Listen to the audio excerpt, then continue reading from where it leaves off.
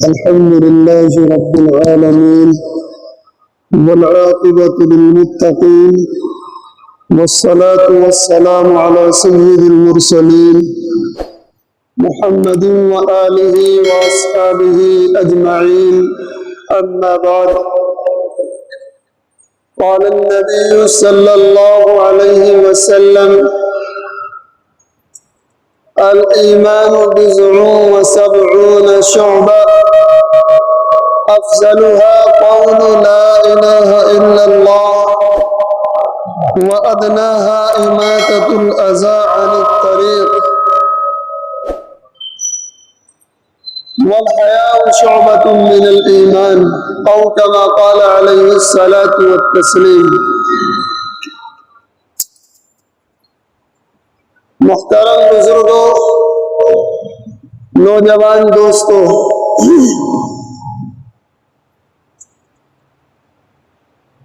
انسان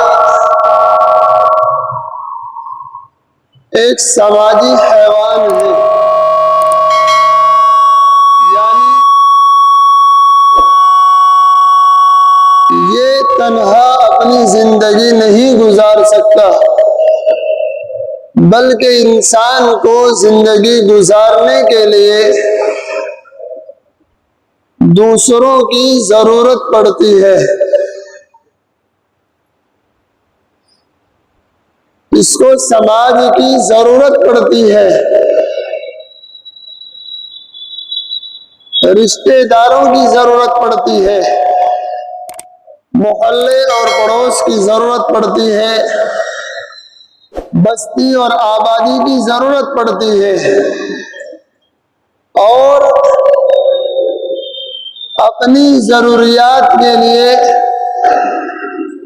اس کو تاجر سے بھی کام پڑتا ہے، اور اسی طریقے سے مستری اور مزدور سے بھی کام پڑتا ہے، حتیٰ کہ ہر ایک انسان دوسرے سے جڑا ہوا ہے اور دوسرے کا محتاج ہے. اگر کوئی انسان یہ چاہے کہ میں اپنی زندگی اکیلا گزار لوں، مجھے کسی دوسرے کی ضرورت ہی بالکل نہ پڑے، تو ایسا بالکل نہیں ہو سکتا ہے. اس لیے کہ ایک انسان جب اپنی زندگی گزارے گا تو اس کو پہننے کے لیے کپڑوں کی ضرورت پڑے گی. وہ کپڑے وہ خود نہیں بنا سکتا، اور اگر خود بنائے تو اس کا جو مٹیریل ہوتا ہے وہ کہیں نہ کہیں سے لانا پڑے گا، اس کو خود نہیں بنا سکتا. اور پھر کپڑے اگر بنا لیے تو سلائی کرنے کے لیے دوسرے کے پاس جانا پڑے گا، خود نہیں سی سکتا. اور اگر سی بھی خود لے گا تو سینے کے لیے جو سلائی مشین ہوگی وہ دوسرے کے پاس سے جا کر کے خریدنی پڑے گی. اور اگر سلائی مشین بھی نہ ہو، ہاتھ سے سینا چاہے تو ہاتھ سے سینے کے لیے بھی سوئی اور دھاگے کی ضرورت ضرور پڑے گی، اس کو لینے کے لیے دوسرے کے پاس ضرور جانا پڑے گا. الغرض یہ تو میں نے ایک مثال دی ہے. اسی طرح انسان ہر چیز میں دوسروں سے بندھا ہوا اور دوسروں کا محتاج ہے.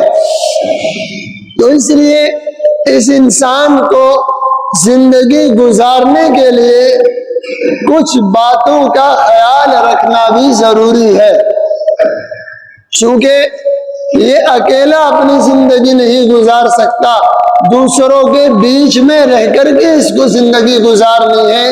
تو اس لیے دوسروں کو اس سے تکلیف نہ پہنچے اور دوسروں کو یہ فائدہ پہنچا سکے، اس کے لیے اس کو بہت ساری باتوں کا خیال رکھنا پڑے گا.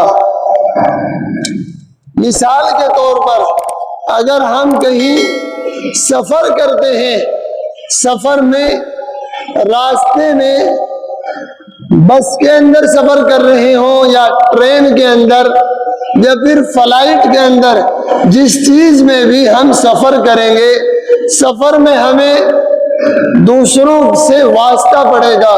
کوئی نہ کوئی ہمارے پڑوس میں بھی ضرور بیٹھا ہوگا اور کسی سے ہمارا آمنا سامنا بھی ضرور ہوگا، تو ایسا نہ ہو کہ ہم سے کسی کو جانے انجانے میں کوئی تکلیف پہنچ جائے، اس کا ہمیں خیال رکھنا ضروری ہوگا۔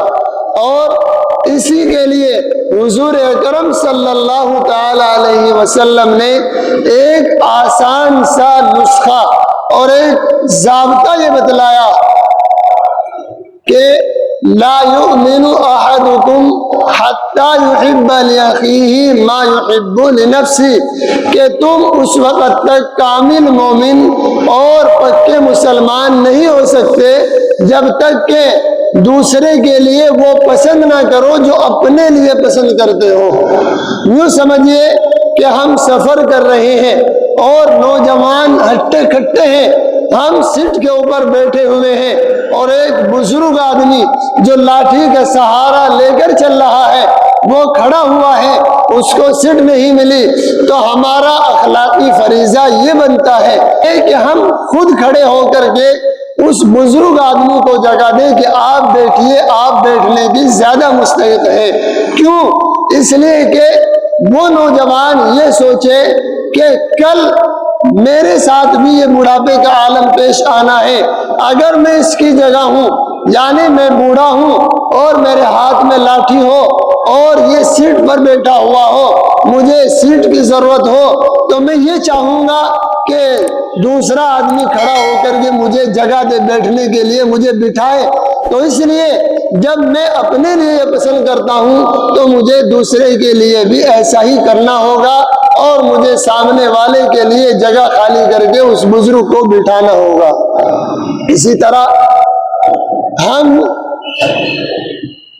کہیں راستے میں چل رہے ہیں اور دوسرا آدمی یہ چاہتا ہے کہ ہمیں سائڈ دے، اس کو ہم سے آگے نکلنا ہے، تو ہمیں چاہیے کہ ہم اس کو نکلنے کا راستہ دیں، اور یہ سوچیں کہ اگر میں اس کی جگہ ہوتا اور مجھے راستے کی ضرورت پڑتی تو میں یہ چاہتا کہ مجھے جلدی سے جلدی راستہ مل جائے تاکہ میں جلدی اپنی منزل پر پہنچ سکوں۔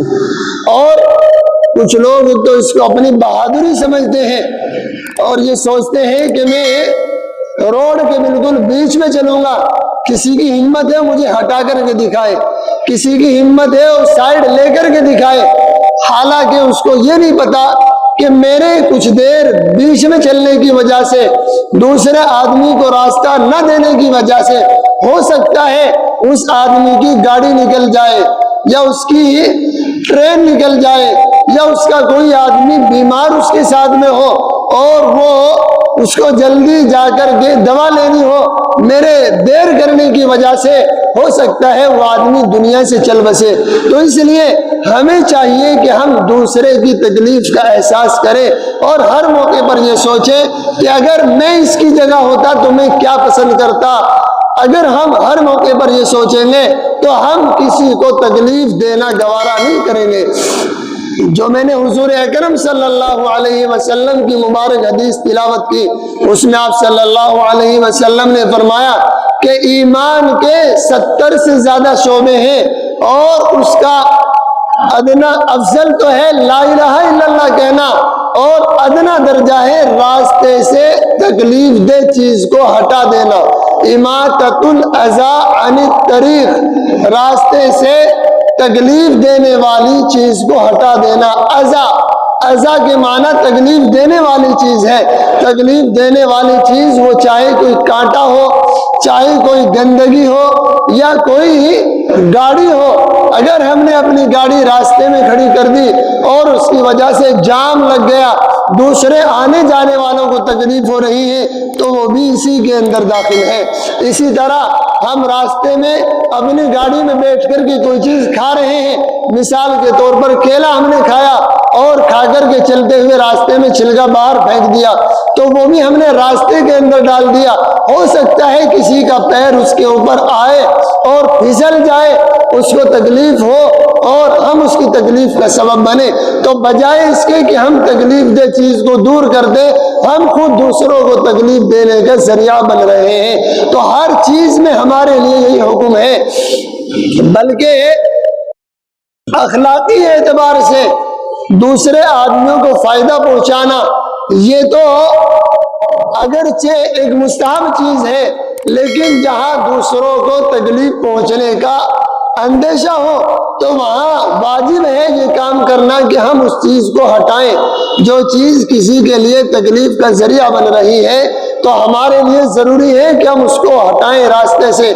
تو اس میں ساری چیزیں داخل ہیں۔ اگر ہماری گاڑی سے کسی کو تکلیف ہوتی ہے تو وہ بھی اسی میں داخل ہے۔ اگر ہم نے راستے میں اپنا سلیب، اپنی پیڑی، اپنا چڑھنے کا زینہ اتنا باہر راستے میں نکال دیا کہ چلنے والوں کو تکلیف ہو، وہ بھی اسی میں داخل ہے۔ اگر ہم نے اپنا چھجا باہر نکالا اور وہ راستہ چلنے والوں کے لیے تکلیف دہ ہے، وہ بھی اسی میں داخل ہے۔ اور اگر ہم نے اپنا پرنالا لگایا پانی گرنے کا، یا ہم نے نالی کا پانی نکلنے کے لیے پائپ لگایا اور وہ راستے میں جب پانی گرتا ہے تو اس کی چھینٹیں دور تک پڑتی ہیں، وہ بھی اسی کے اندر داخل ہیں۔ یا ہم نے اپنا ٹینک رکھا ہوا ہے اپنی کسی چھت کے اوپر، وہ چاہے باتھ روم کے اوپر ہو یا مکان کی چھت کے اوپر ہو، کسی بھی اونچی جگہ پر ہمارا ٹینک رکھا ہوا ہے اور اس کے بھرنے کے بعد پانی باہر جو نکلتا ہے وہ اوپر سے راستے میں گرتا ہے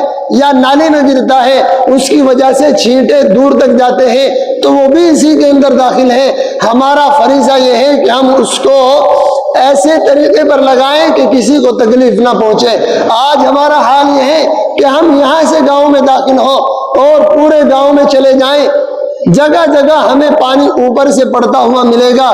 کوئی آدمی اگر یہ چاہے کہ میں پیدل نکلوں گلی کے اندر اور میرے کپڑے پاک رہ جائیں، ایسا ناممکن ہے، خاص طور سے جبکہ لائٹ آئی ہوئی ہو تو ہمارا حال یہ ہے کہ ہم نے لوگوں کا راستہ چلنا دشوار کر دیا ہے۔ تو یہ ہماری مسلمانی ہے۔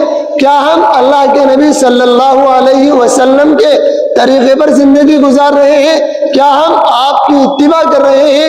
اور کس طرح ہم اللہ کے نبی صلی اللہ علیہ وسلم کی محبت کا دم بھرتے ہیں؟ اگر ہم ایسے کام کر رہے ہیں جو دوسروں کی تکلیف کا سبب ہے، دوسروں کی تکلیف کا ذریعہ بن رہے ہیں، ہم قدم قدم پر دوسروں کو ستا رہے ہیں، دوسروں کو تکلیف پہنچاتے ہیں، تو بتائیے ہم کیسے مسلمان ہیں؟ حضور اکرم صلی اللہ علیہ وسلم کا پاک ارشاد ہے کہ تم میں سے کوئی بھی اس وقت تک کامل مومن نہیں ہو سکتا جب تک کہ اس کے ہاتھ اور زبان سے دوسرے مسلمان محفوظ نہ رہے۔ اور ایک حدیث میں ہے المسلم من سلم الناس، کہ جس سے دوسرے لوگ محفوظ رہے، یعنی مسلمان یا کافر کوئی بھی ہو، سب کے سب اس آدمی کی تکلیف سے محفوظ رہے، یہ اس کے لیے ضروری ہے، تب آدمی مسلمان ہے۔ اس لیے اگر ہم اپنے آپ کو مسلمان کہتے ہیں اور ہم اپنے آپ کو یہ سمجھتے ہیں کہ ہم مسلمان ہیں، ہم اللہ کے نبی صلی اللہ علیہ وسلم کے امتی ہیں، ہم آپ کے متبع ہیں، تو ہمیں وہ سارے کام بند کرنے ہوں گے جن سے ہم دوسروں کو تکلیف پہنچاتے ہیں۔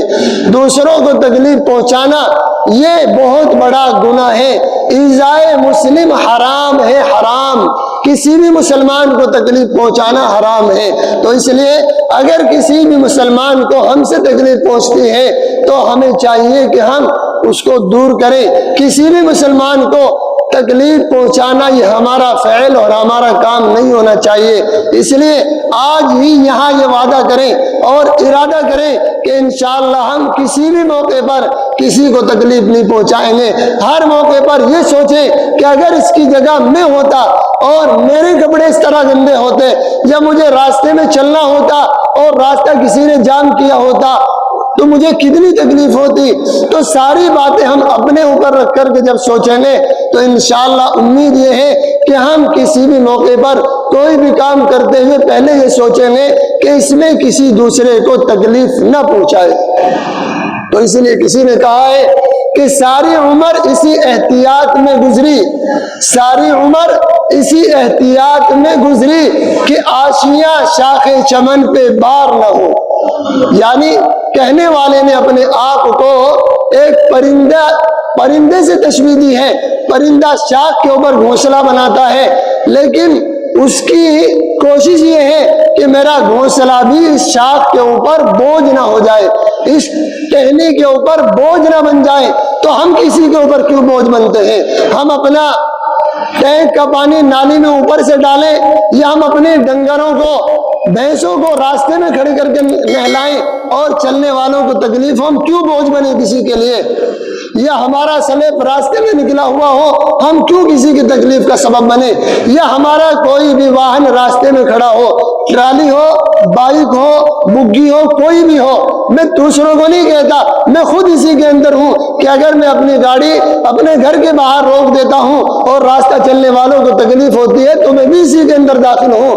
اس لیے کوئی یہ نہ سمجھے کہ مجھے نشانہ بنا کر کے کہہ رہے ہیں، میں خود پہلے اپنے آپ کو کہہ رہا ہوں اور اس کے بعد آپ کو کہہ رہا ہوں۔ تو اس واسطے میرا بھی فریضہ یہ ہے کہ مجھ سے کسی دوسرے کو تکلیف نہ پہنچے۔ میں یہ ارادہ کرتا ہوں کہ انشاءاللہ میں کسی کو بھی کسی طرح کی تکلیف نہیں پہنچاؤں گا۔ اگر میری گاڑی راستے میں کھڑی ہونے سے کسی کو تکلیف پہنچتی ہے تو میں انشاءاللہ آج ہی ارادہ کرتا ہوں کہ میں کبھی بھی راستے میں اپنی گاڑی ایسی جگہ کھڑی نہیں کروں گا جہاں راستہ چلنے والوں کو تکلیف ہو۔ یا میرے پاس اگر بگی ہے تو میں بگی اپنی ایسی جگہ کھڑی نہیں کروں گا کہ راستہ چلنے والوں کو تکلیف ہو۔ یا میرے پاس ٹرالی ہے، ٹریکٹر ہے، الغرض کوئی بھی واہن ہے، یا میرے پاس جانور ہے، بھینس وغیرہ، میں ان کو ایسی جگہ نہیں باندھوں گا کہ راستہ چلنے والوں کو تکلیف ہو۔ تو حضور اکرم صلی اللہ تعالی علیہ وسلم کی جو میں نے حدیث تلاوت کی ہے اس کا سبق اور خلاصہ یہی ہے کہ ہم اپنے اوپر رکھ کر کے ہر چیز کو دیکھیں کہ اگر میں اس کی جگہ ہوتا اور مجھے یہ تکلیف پہنچتی تو میں کیا پسند کرتا۔ ہر آدمی یہ سوچتا ہے کہ مجھے کسی بھی موقع پر کوئی تکلیف نہ پہنچے، تو ہمیں بھی چاہیے کہ ہم دوسروں کی تکلیف کا سبب نہ بنے۔ اللہ تعالی ہم سب کو کہنے اور سننے سے زیادہ عمل کی توفیق عطا فرمائے۔ وآخر دعوانا الحمدللہ۔